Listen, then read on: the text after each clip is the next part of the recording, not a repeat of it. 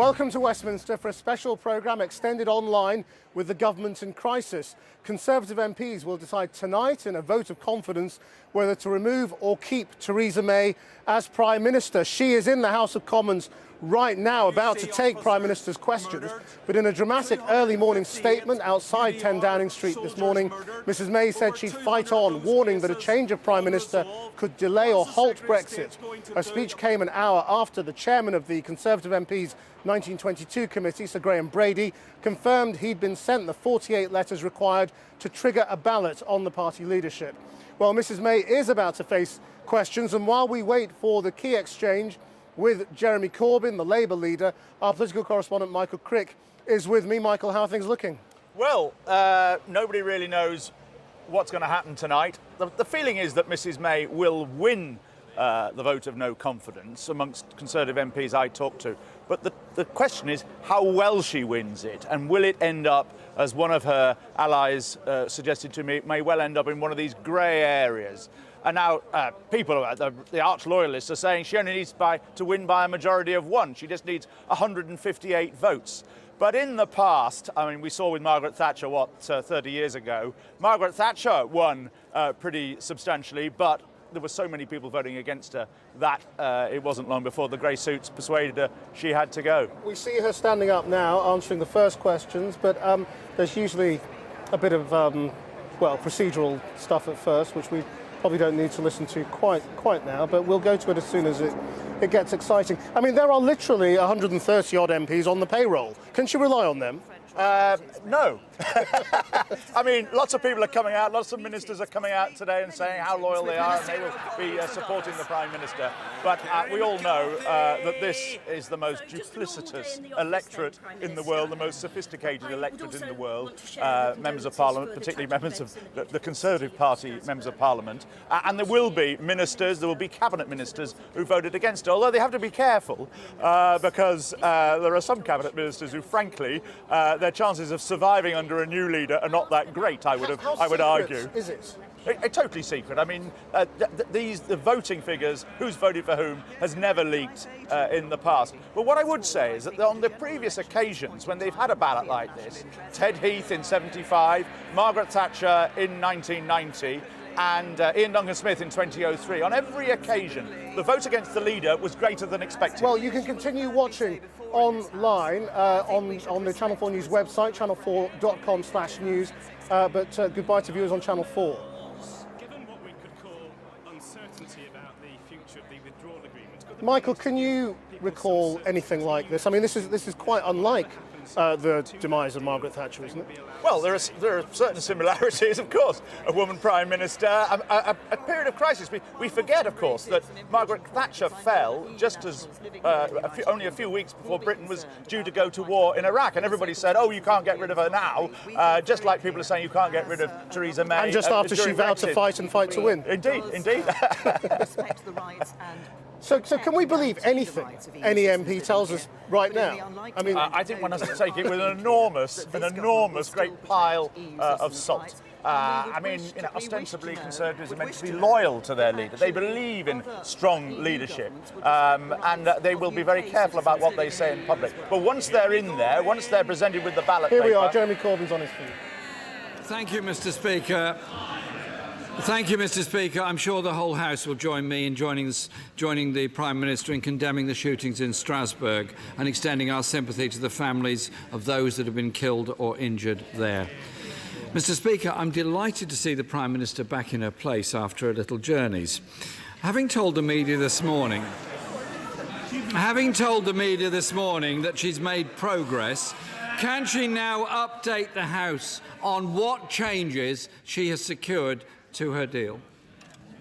Can I say to the right honourable gentleman, I did travel to Europe yesterday and meet a number of heads of government in the Commission and the European Union Council. That's precisely because I had listened to concerns that were raised in this House and have taken those concerns to Europe. And no one that I met yesterday is in any doubt about the strength of concern there is in this House on the issue of the duration of the backstop. But I'm interested that the right honourable gentleman wants to know what progress we have made, because actually the right honourable gentleman couldn't care less what I bring back from Brussels.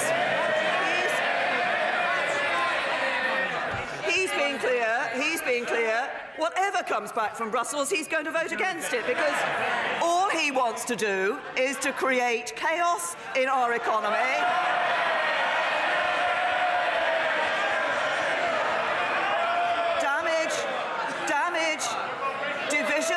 Division in our society, and damage to our economy. That's Labour, that's Corbyn.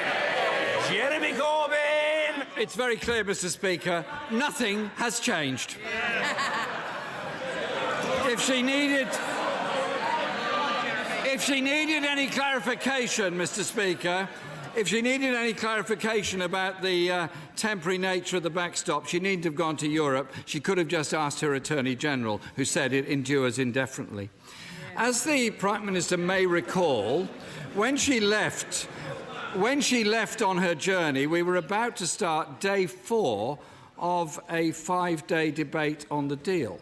Since the Prime Minister has not achieved any changes, either to the withdrawal agreement or the future partnership, can she now confirm that we will have the concluding days of debates and votes within the next 7 days before the House rises for the Christmas recess? I say to the right honourable gentleman, I had discussions with a number of people yesterday, and I have made some progress, but there is further... But of course there is an EU Council meeting. There are further discussions to be held. He asks about the meaningful vote. The meaningful vote has been deferred, and the date of that vote will be announced in the normal way. The business motion will be agreed and discussed in the usual way. But, well, if he says, well, I'll tell members on the other side when we've had a meaningful vote. We had it in the referendum on 2016. And if he wants a meaningful date, I'll give him one. 29th of March 2019, when we leave the European Union. Jeremy Corbyn! Totally and absolutely unacceptable to this House in any way.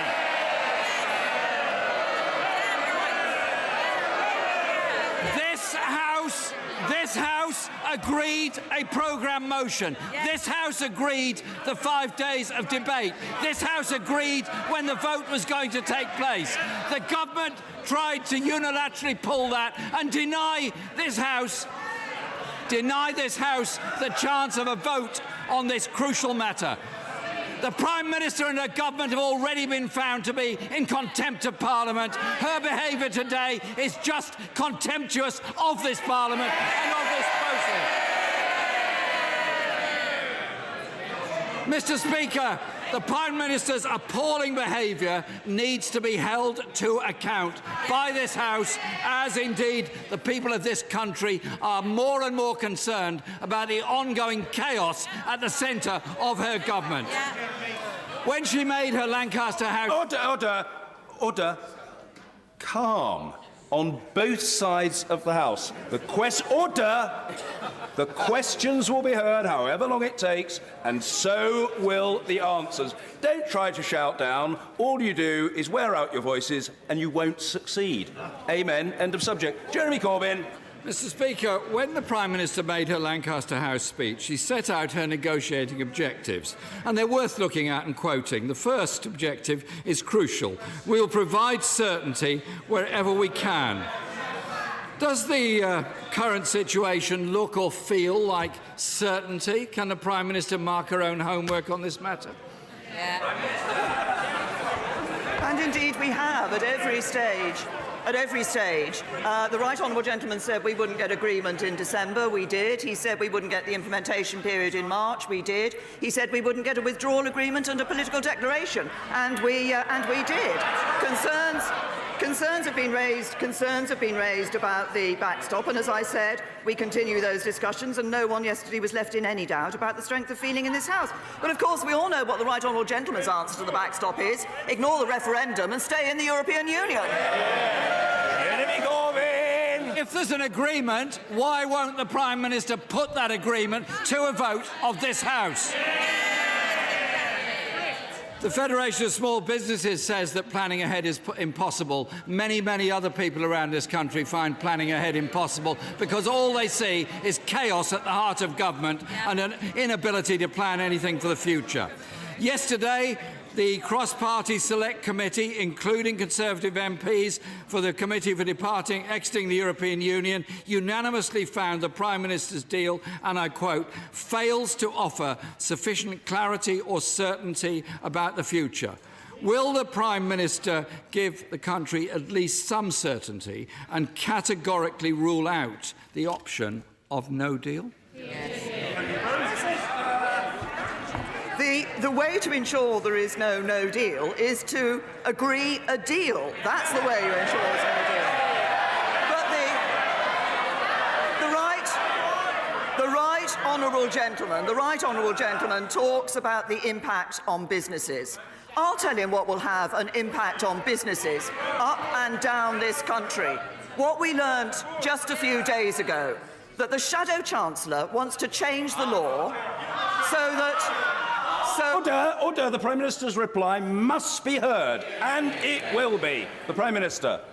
Businesses will be affected by the fact that the Shadow Chancellor wants to change the law so that trade unions in this country can go on strike in solidarity with any strike anywhere in the world. That may be solidarity with trade unions. It's not solidarity with small businesses, and it's not solidarity with the ordinary working people who would pay the price of labour. Speaker, my question was, would the Prime Minister rule out no deal? She has failed to do that. Can I tell the Prime Minister this sorry saga is frustrating for businesses, for workers, and many actually behind her as well. Many, though, are trying to work constructively to find a solution. Yesterday, her former Brexit minister said a new customs union with the EU could be the basis for a parliamentary consensus. Absolutely. When is she going to start listening to people that want actually to find a constructive solution to this, rather than denying Parliament the right to debate it and vote on her deal? Well, we all know one group of people that don't want to find a constructive solution. It's the Labour Party front bench. What we see on the other side, that's what we see on the other side of the chamber. No plan, no clue, no Brexit.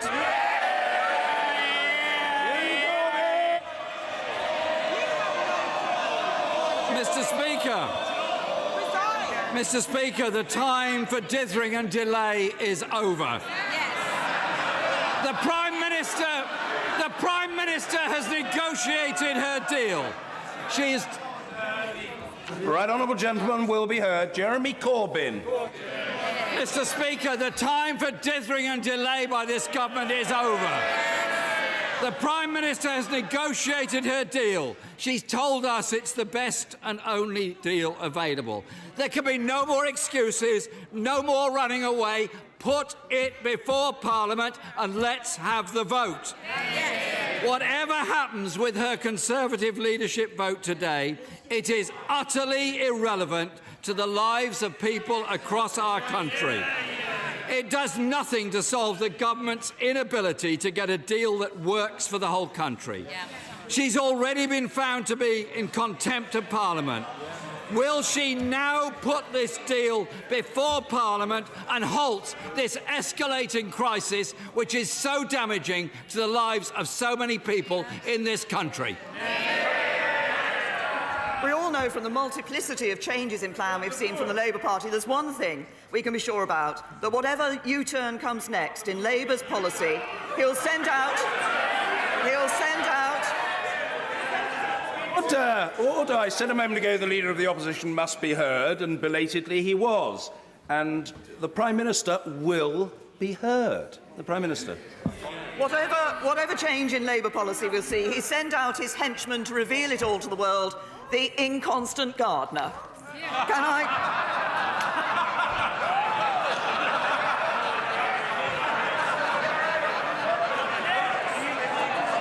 say to the right honourable gentleman, I think it's time. Somebody will explain it to the Leader of the Opposition a little bit later.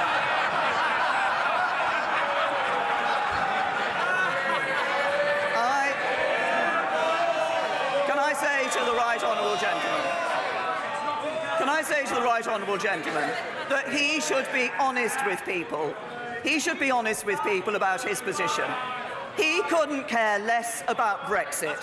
What he wants to do is bring down the government, create uncertainty, sow division and crash our economy. The biggest threat to people and to this country isn't leaving the EU, it's a Corbyn government.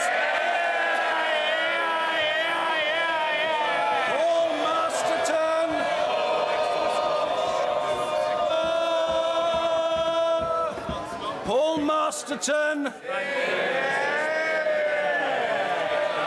Thank you, Mr. Speaker. A few weeks ago, Ben McKenzie from Neilston, a pupil at Eastwood High School. Right, well, let's just come out of that now because they've moved on to other matters. If they come back to Brexit with any highlights, we'll bring them to you. But Michael Crick is still with me. And it's awkward, isn't it, Michael? Because she didn't do badly there. No. And does it unite the party behind her? Well, I mean, you know, she did have the party, the Tory backbenchers behind her on that occasion. They were cheering away. But, you know, somebody just said to me now, go along to tonight's 1922 meeting, stand outside and listen to the banging of the desks inside, and the higher the volume of the banging of the desks, then the higher the vote will be against Theresa May. Because they're all liars.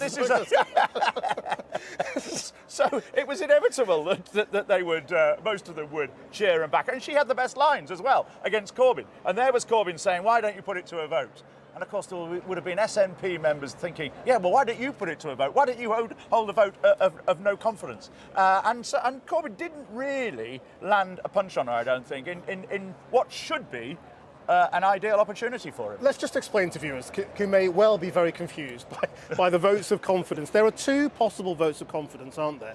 One is by Conservative MPs, and that's what's going ahead tonight. Yes, sorry, the other one is by Labour.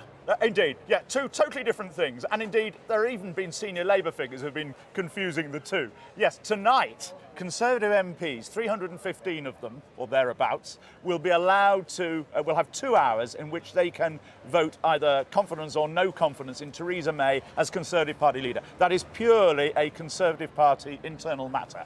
Then there is the issue of whether Labour will, at some point in the next few days, put down a vote of no confidence in the government as a whole, a parliamentary thing. And the SNP have been urging them to do so. Members of the Labour Party, senior members of the Labour Party, have been urging Jeremy Corbyn to do so. So far, Labour don't want to do that because they don't think they can win such a vote, because they think that in the event of such a vote, all the Conservative MPs will come on side and Mrs May would scrape through. All right, well, how does tonight's vote of no confidence then actually work? What are the key stages involved and what are the important numbers? Jane Dodge reports on what's already been a dramatic day. She walked out of number 10 last year to promise a strong and stable government. Today it was to announce a fight for her political survival, her fate now in the hands of her own MPs. I will contest that vote with everything I've got. Her message to her party: boot me out and you risk getting Jeremy Corbyn. A change of leadership in the Conservative Party now will put our country's future at risk and create uncertainty when we can least afford it. A new leader wouldn't be in place by the 21st of January legal deadline, so a leadership election risks handing control of the Brexit negotiations to opposition MPs in Parliament. One of the first to visit the Prime Minister this morning was the party chairman, clearly frustrated at the timing of this leadership challenge. I would urge all colleagues to get behind the Prime Minister, give her their full support. It's the right thing for the country, and it allows her and us as a country to focus on what we should be focused on: the domestic matters that people care about and getting the deal in Europe when she goes out to the EU tomorrow. So what happens next? Well, the vote will take place between 6 and 8 tonight in Committee Room 14. All 315 Conservative MPs will have the chance to vote. It'll be a secret ballot. Mrs May needs at least 158 MPs to back her, although she'll want a much bigger win to maintain her authority. The chairman of the 1922 committee was the bearer of the bad news to the Prime Minister last night. He's confident we won't have to wait long for a result. The business of the day, as far as I'm concerned, is to conclude the confidence vote in a scrupulously fair and proper manner and to get a clear outcome announced for you all and for the British Republic tonight. But the Prime Minister's critics are wasting no time. Former Brexit Secretary David Davis, alongside the DUP leader, have launched their alternative to Mrs May's deal, replacing her controversial backstop, which maintains an open border on the island of Ireland in the event of a no deal. We need, as we've said for some months, we need to reset the negotiating strategy on a basis which is mutually acceptable to both sides. But all government business, including Brexit, is now on hold. The Prime Minister has had to cancel a visit to Dublin and a cabinet meeting. To say her supporters are livid is an understatement. I think that their actions are a colossal folly. They're very damaging. They lack any kind of historic or strategic vision. And they are also based on a sort of mistaken assumption that they could do better. How could they possibly do better? As Mrs May headed to Parliament, one thought may be keeping her hopes up. If she wins the no-confidence vote, she'll be safe from another challenge from her party for a year. A let-up, however brief, in the current political roller coaster. Well, Sarah Wollaston, the Conservative chair of the Health Committee, joins us now. Now, you said on social media this morning that you'd be backing the Prime Minister. Are you sure? Absolutely. The last thing we need is more chaos in the middle of a constitutional crisis. And I hope that the ERG group get an absolute kicking tonight and that this is the last we hear of these ridiculous 48 letters for a year. What is the point of holding on to a woman who you disagree with and who has brought you to this chaos? No, I think the point is that the deal she's negotiated is the deal. This is the best that we can get. And it is Brexit reality. And what I would like the Prime Minister to do is acknowledge that there's an impasse in Parliament, that there's no majority for any of the options. And when that's the case, the best thing to do is to take her deal directly to the people and say, is this the Brexit you voted for, or do you want to stick with the deal we have? Because the reality here in Parliament is that even if the ERG got their way and they were able to oust the Prime Minister, it wouldn't change the parliamentary numbers. And I'm afraid this is a completely pointless leadership challenge we have, and a totally unnecessary distraction from what we should all be focusing on is what happens next. Well, if she does lose tonight, who can save the day from your point of view?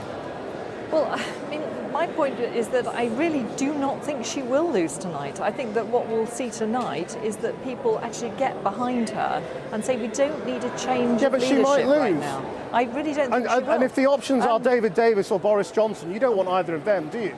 No, I don't. Who do you and want? I think that the point is that even if they were to be successful and we were to see a member of the ERG taking over, the point is they'd be inheriting ashes. It would fracture the party, and I really don't think that's going to happen. Shouldn't you all just step down and call an election now? But this is just farcical. I mean, I agree. This is just nonsense to be having a leadership challenge in the middle of a constitutional crisis. I think that it's absolutely nonsense. Many of us are absolutely furious about it. We should be focusing on what happens next. Now, what we need to do now, I think, is acknowledge that there is still division, not only in Parliament, within political parties, within constituencies, across the country. But the point is that this is the deal. This is Brexit, warts and all. This is what Brexit looks like, the best that could be negotiated.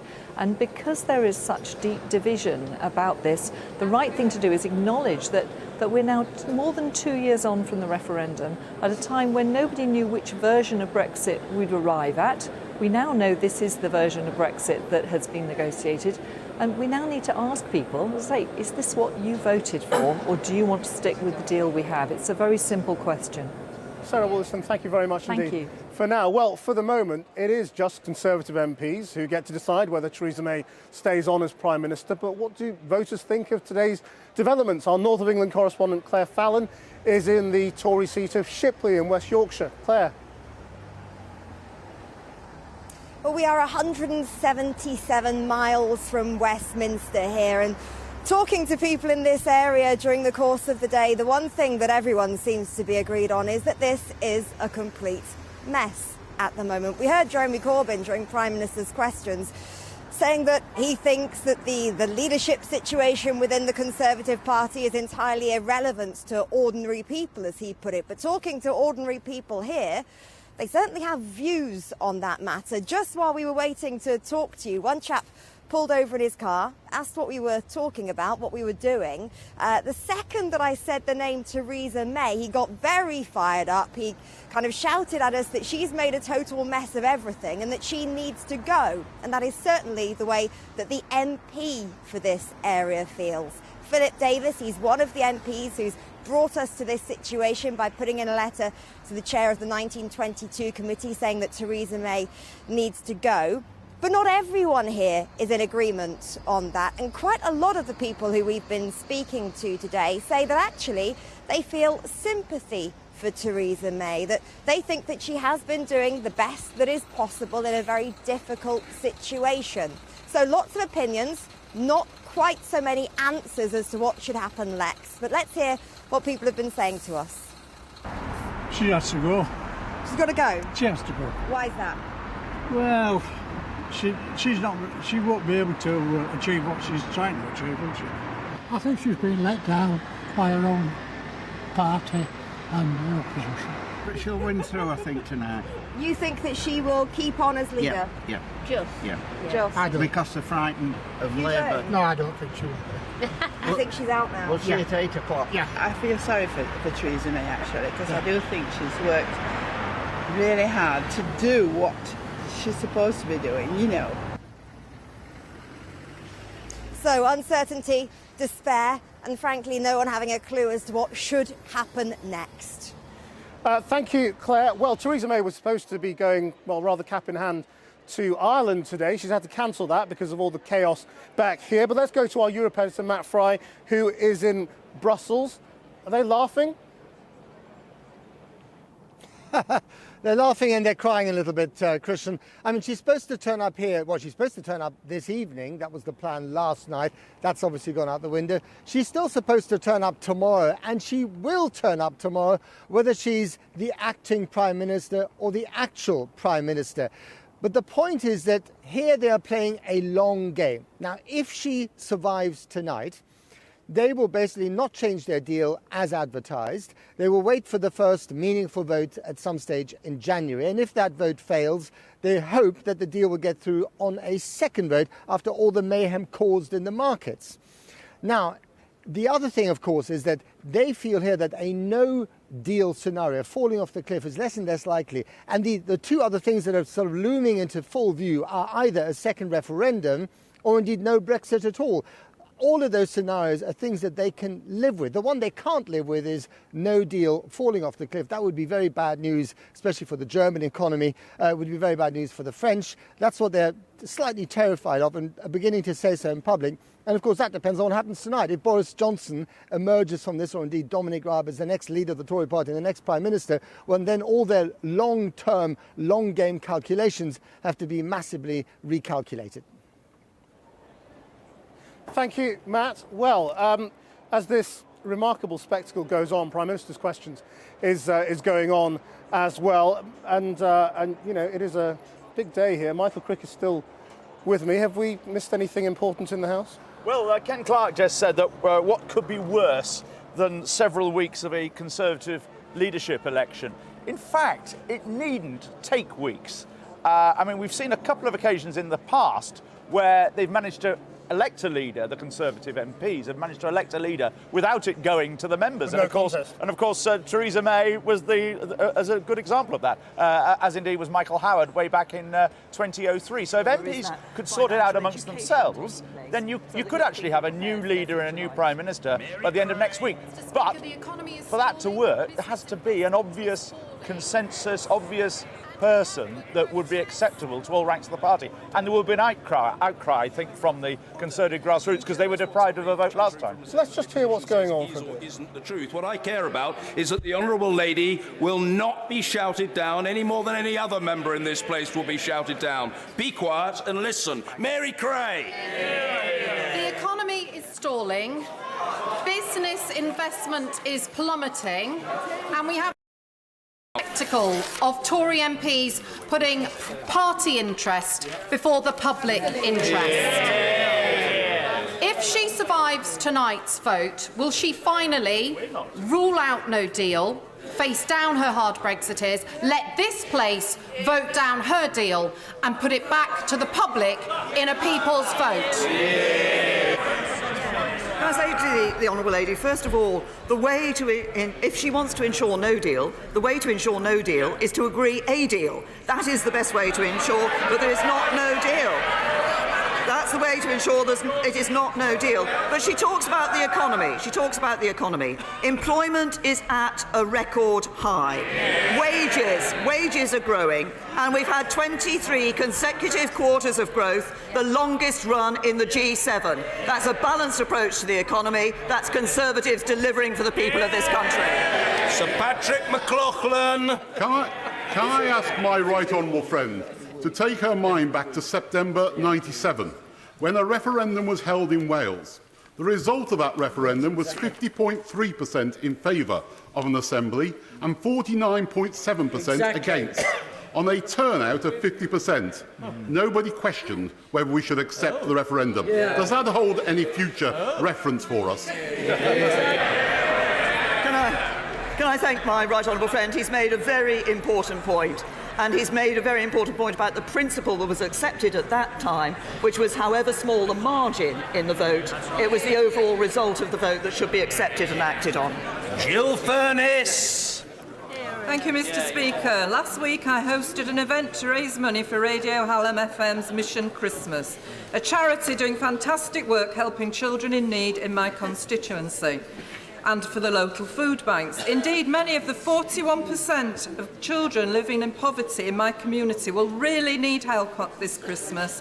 What message does the Prime Minister have for those who are working hard to make ends meet but will find themselves forced to rely on food banks for their family's Christmas meal and Mission Christmas for their children's presents? Can I first of all, and obviously, say how good it is that Radio Hallam has been doing this work. There are many charities up and down the country who do work to ensure that they can provide a better Christmas for many children than they would otherwise have. That is important. We don't want to see people relying on food banks, but the way to ensure that people are able to provide for themselves without having to rely on food banks is to ensure that people are in work, that work is well paid, and that work always pays, which is exactly what we're doing. Maggie Throop.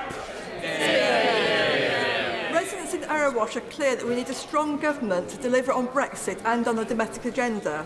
Does my right honourable friend agree that it's time for us to unite on these benches, as the real threat to our great nation is the party opposite in the Labour government?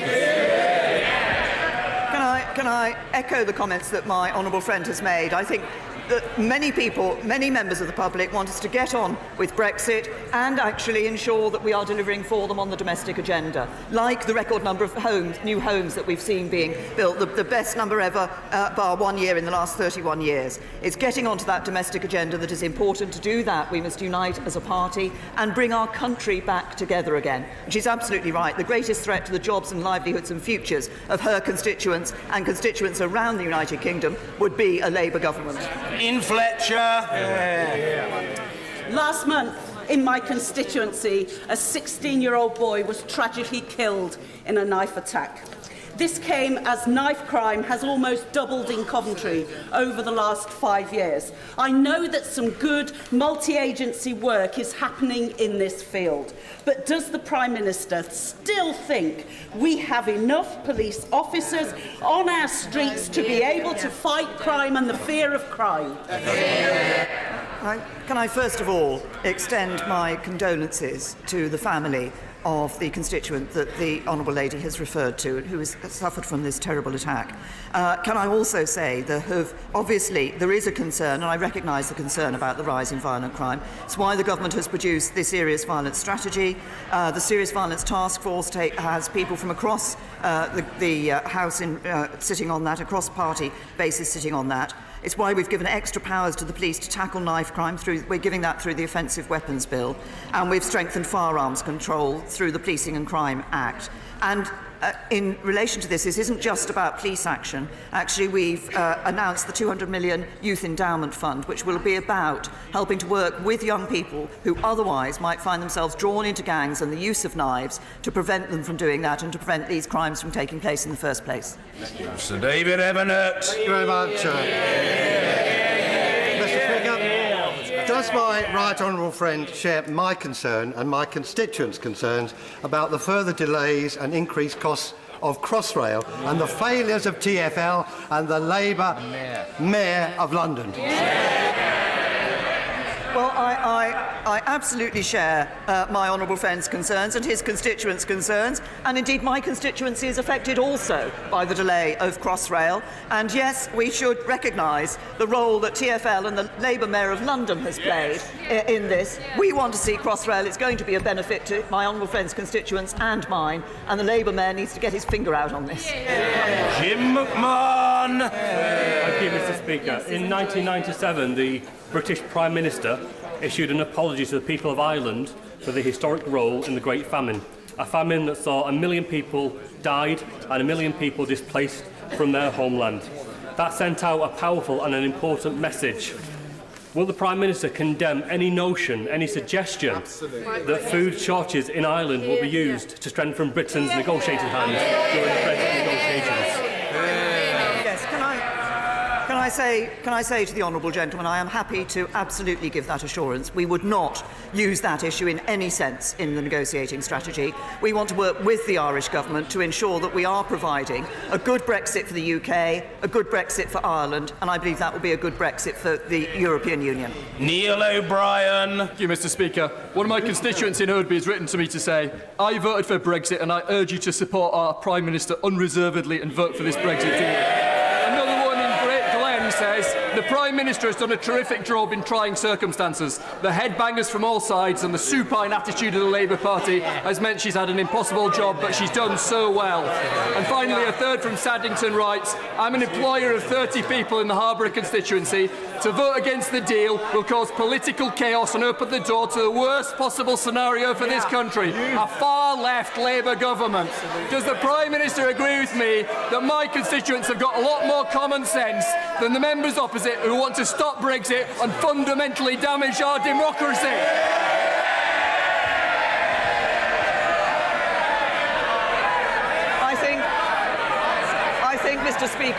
I think, Mr. Speaker, this can be an occasion where I give a very short answer. Yes. Rachel Maskell. Mr. Speaker, the self-serving chaos unleashed on this Parliament this week is emblematic of the way this government have consistently treated the people of our country. In the light of the Prime Minister's conduct, the pound has fallen 2% over the last 48 hours. Her budget's equivalent of running the entire NHS for 6 weeks. Yes. Does the Prime Minister believe that this is a price worth paying for her Brexit deal? Can I say to the Honourable Lady, she talks about what the government is doing for the NHS. It is this government that is establishing a 10-year plan for the sustainability of the National Health Service, and it is this government that is putting the biggest cash boots in its history into the National Health Service to ensure it is there for all our constituents now and in the future. Andrew Selous. Does the Prime Minister agree that we all owe a huge debt of gratitude to our police officers, prison officers and probation staff who are in the front line of keeping us all safe, the first duty of any government? In that regard, could I please ask the Prime Minister to take a close and personal interest in the 2019-20 police funding settlement? First of all, can I agree with my honourable friend? I think we do owe an enormous debt of gratitude to all those who are on the front line, putting themselves potentially at risk for us. That is police officers, but he's also referenced prison officers and I think probation officers he referenced as well. And I can assure him that I have been looking at, with the Home Secretary, as he has at the 2019-20 police funding settlement. And Caroline Lucas. Thank you, Mr. Speaker. The plotters behind her know that any replacement Prime Minister would face exactly the same party arithmetic and exactly the same deadlock on Brexit. This deadlock can only be changed by going back to the people, The Times newspaper today also said it's her only chance of saving her job and saving her deal. So can she tell the House what exactly is she afraid of? Can I say to the honourable lady, the issue is that this House overwhelmingly voted to give the choice to the British people as to whether or not to leave the European Union. The British people chose to leave the European Union, and I strongly believe that it is the duty of members of this House to deliver on that vote. Not in rake. Thank you, Mr. Speaker. What does the Prime Minister consider to be most important? Playing parliamentary parlour games in this place, or protecting jobs and businesses by going back to the negotiating table and thrashing out a deal that will pass through this House? Well, can I say to my honourable friend, I think it is in the interests of employers, in the interests of people whose jobs are at stake in this, to make sure that we get a good deal with the European Union, and that's why it's important that I was in Europe yesterday and will continue to be in Europe, doing exactly as he says, negotiating the deal that I believe can get the support of this House to ensure that we can move forward and deliver a good Brexit. Finally, Sir Vincent Cable. Does the Prime Minister judge that it is more welcome or more appropriate to face a no-confidence motion from her backbenchers or from the Leader of the Opposition? I say to the right honourable gentleman that is not. Obviously, we have one of those which is going to take place. What I think is important for everybody in this House is to recognise that we have, I believe, a solemn duty to deliver on the result of the referendum in 2016. I believe the best way of doing that is with a good deal, with a good Brexit deal with the European Union that protects jobs and honours the referendum, and I believe that's the deal we've negotiated. Order.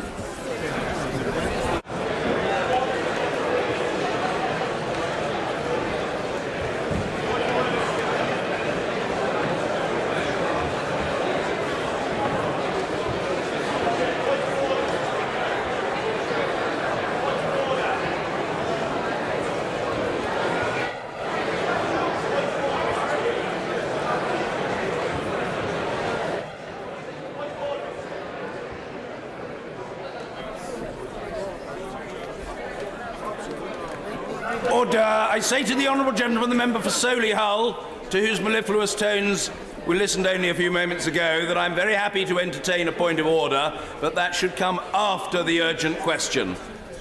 So I'm sure that the honourable gentleman will retain the thrust of it in his head, and he will share it with the House in due course. We will await that with eager anticipation, but not until we've had the urgent question from Emily Thornbury. Very much, Mr. Speaker. And to ask the Secretary of State for Foreign and Commonwealth Affairs to make a statement on his department's funding of the Institute for Statecraft's Integrity Initiative. State at the Foreign and Commonwealth Office, Minister Sir Duncan. Aft is an independent UK-based charity whose work seeks to improve governance and enhance national security. It runs a project called the Integrity Initiative, which is working to counter disinformation overseas by bringing together groups of experts to analyse and discuss the problem posed by Russian disinformation. The government is funding this initiative with nearly £2 million this financial year.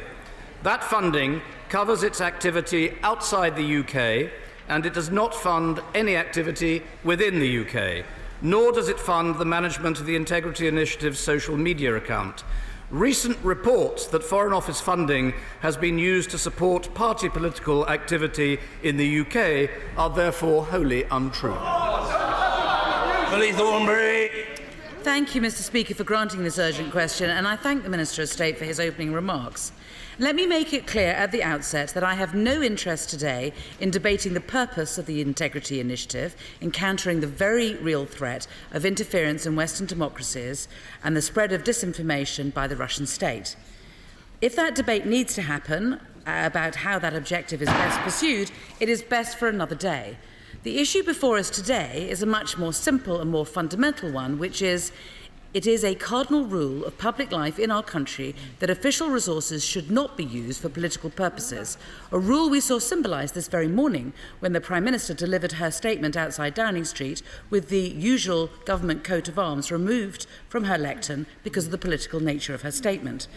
And there is, I'm afraid, absolutely no doubt that the publicly funded Integrity Initiative has broken that rule on a repeated basis by using its Twitter accounts to disseminate articles attacking the integrity of Conservative and Labour officials, of Conservative peers, and, on a repeated basis, the leader of Her Majesty's opposition.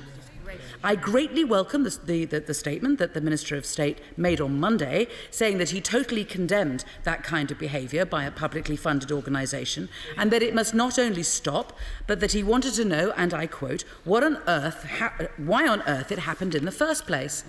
And that is doubly important in this case, Mr. Speaker, because the Integrity Initiative's use of Twitter as a tool for disseminating information has not been a fringe activity, but an integral part of their applications for Foreign Office funding over the past 2 years.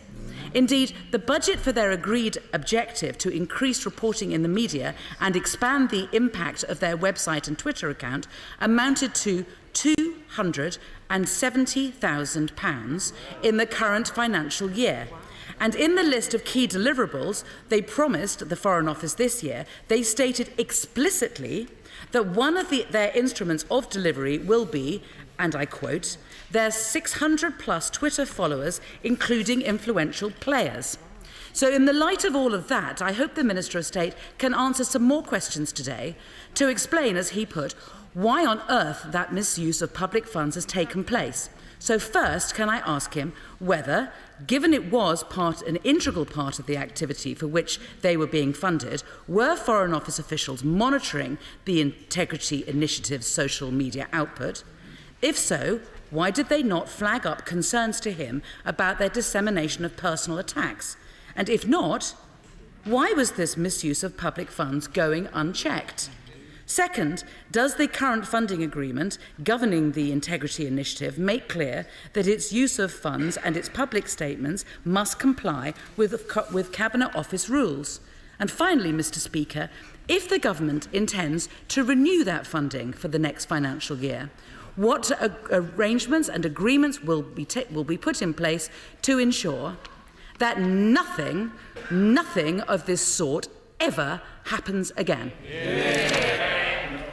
Mr. Speaker, it's a matter of regret that the Right Honourable Lady did not listen to the answer that I gave a moment ago.